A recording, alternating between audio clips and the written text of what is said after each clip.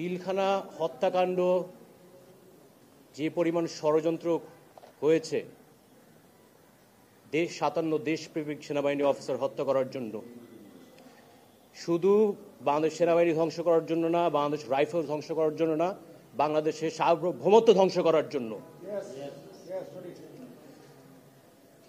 পিলখানার ভিতরে, সরি আমি বলতে আমার কষ্ট হয়, যে পরিমাণ মানে আমার বাবা মাকে কেমনে মেরেছে আমি বলতে আমার বুকটা ফেটে যায়।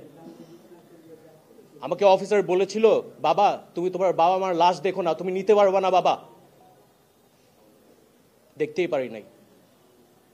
যে নির্মমতা, যে বর্বরতা আপনারা কল্পনাও করতে পারবেন না।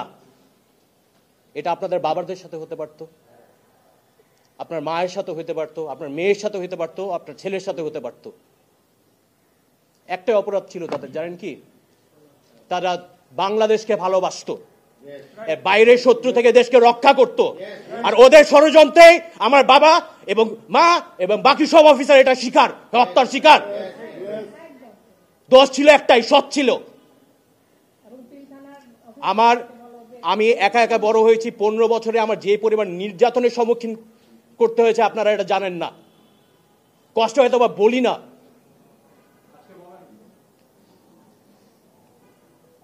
আমরা চাই সুষ্ঠু বিচারটা হোক।